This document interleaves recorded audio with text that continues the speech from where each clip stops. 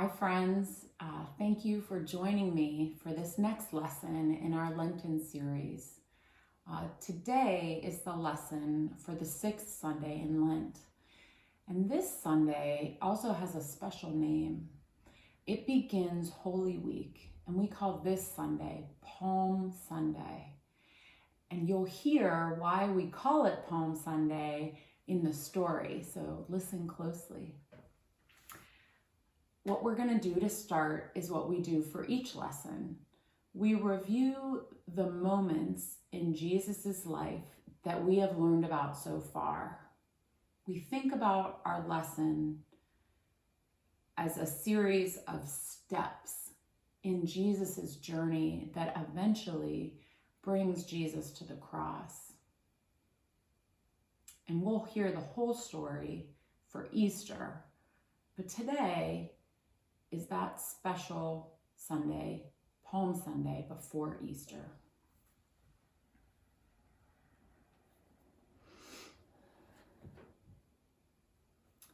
You remember that the color that we use for Lent is purple. Purple is the color for kings. But Jesus was a king that the people did not expect. They didn't understand parts of his life that now, once we see the whole story laid out, we'll begin to understand. On the first Sunday of Lent, we remember the baby that was born. We remember the mother, Mary, and the father, Joseph, and the wordless baby.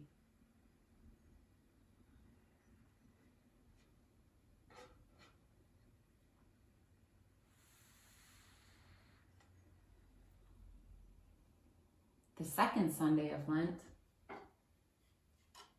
we remember the boy, Jesus as the boy who got lost and then was found, but he was found in the temple. It was a surprise to his parents because he said to them, "Didn't you know I would be in my Father's house?"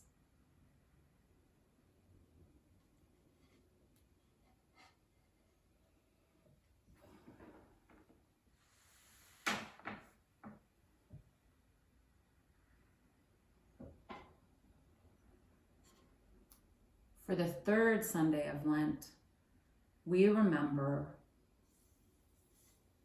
the day when Jesus was baptized.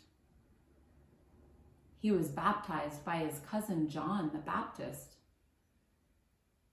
And John looked at Jesus as if he was seeing him for the first time. And he knew Jesus was the one, the Messiah. And when Jesus came back out of the water, a dove came close to him, and a voice from heaven said, "This is my Son, with whom I am well pleased."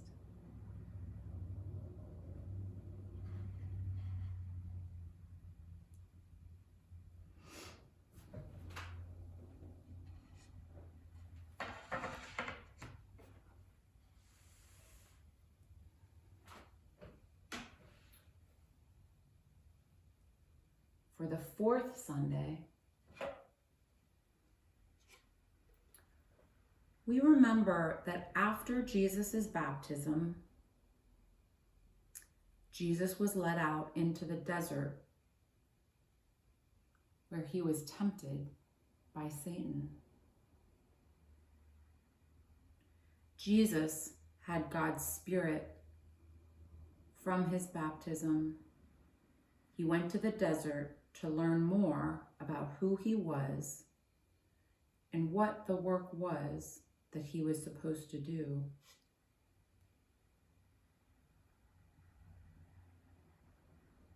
After he said no to Satan in the desert, the angels ministered to him. He came back across the River Jordan and began to do his work.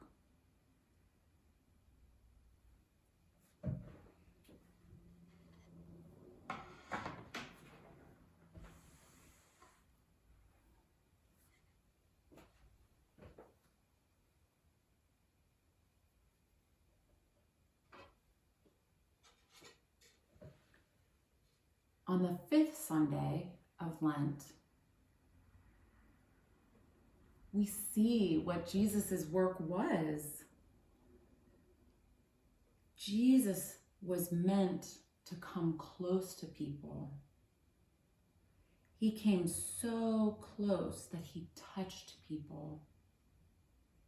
Sometimes he touched them with his hands and sometimes with his words. But when Jesus came close, people were changed. Like this blind man, he was able to see things he had never seen before. And like many that came close to Jesus, they were able to do things they had never done before. Jesus came close to many people.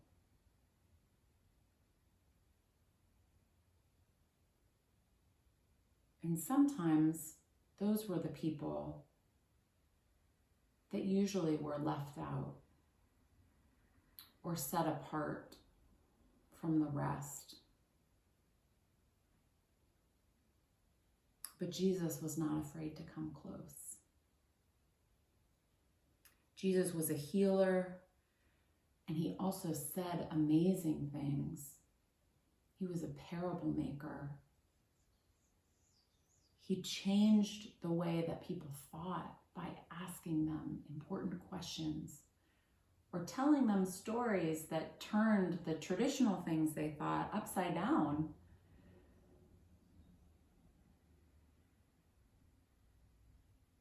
Jesus showed what it was like to be close to God, to be healed, and to be made well.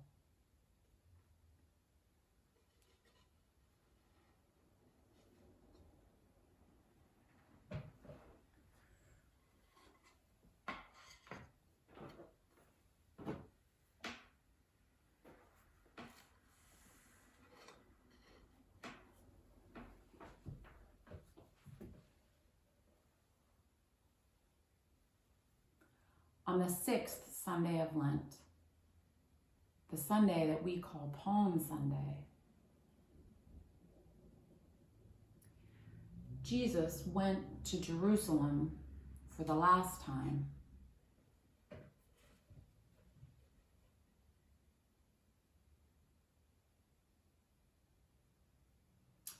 At that time, it was the time of Passover, so the great city of Jerusalem was full of people.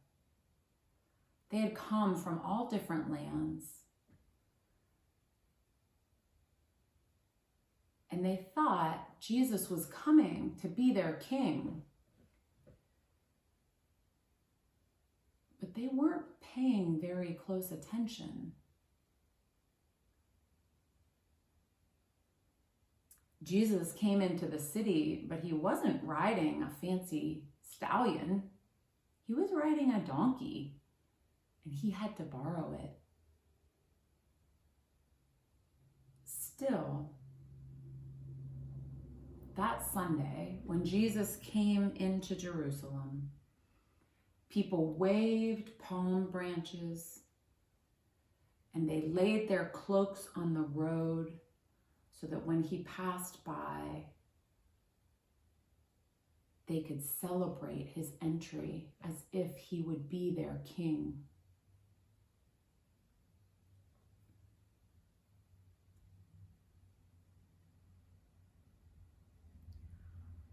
On Monday, Tuesday, and Wednesday, Jesus went into the temple to teach. Every night, he went to the Mount of Olives with his disciples and followers. The people watched him and whispered that the Mount of Olives was where angels were supposed to come down to make an army to drive out the Roman soldiers. The temple guards said, "On Thursday, we'll take him."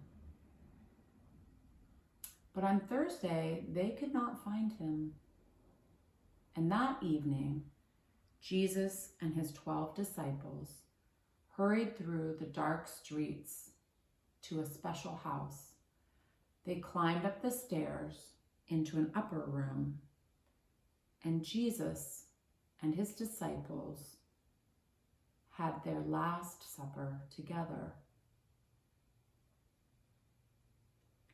After his disciples and Jesus had eaten everything they wanted to eat, Jesus took some bread.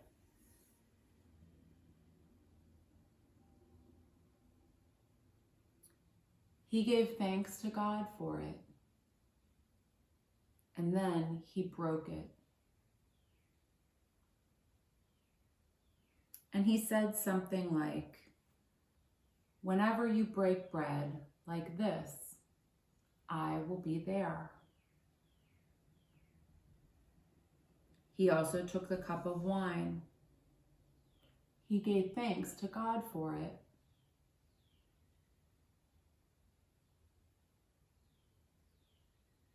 And when he gave it to his disciples, he said, "Whenever you share a cup of wine like this, I will be there."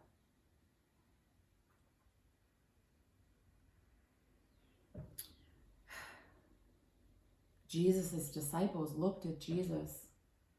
Why was he always saying these kind of things? How could they know what he really meant? Still, they listened to Jesus' words, and they did not forget.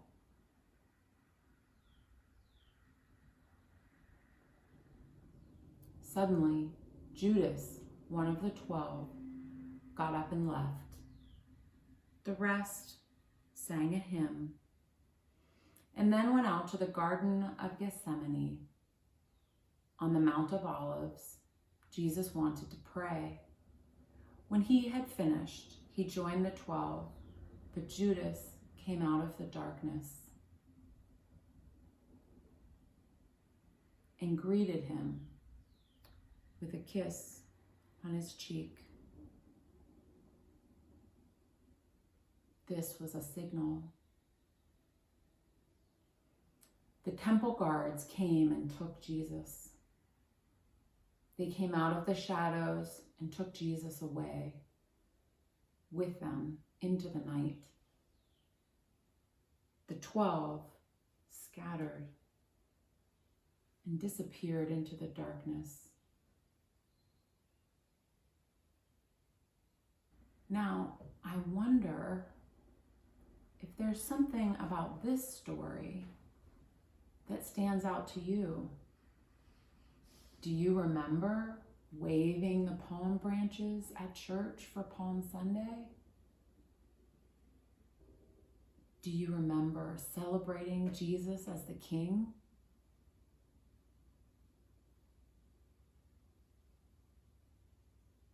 That is the beginning of Holy Week, and there is more.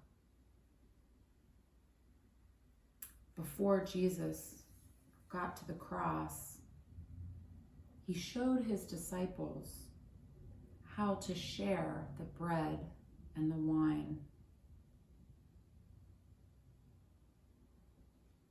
That's something that we do too. I would love to hear your thoughts about the story on our call this week.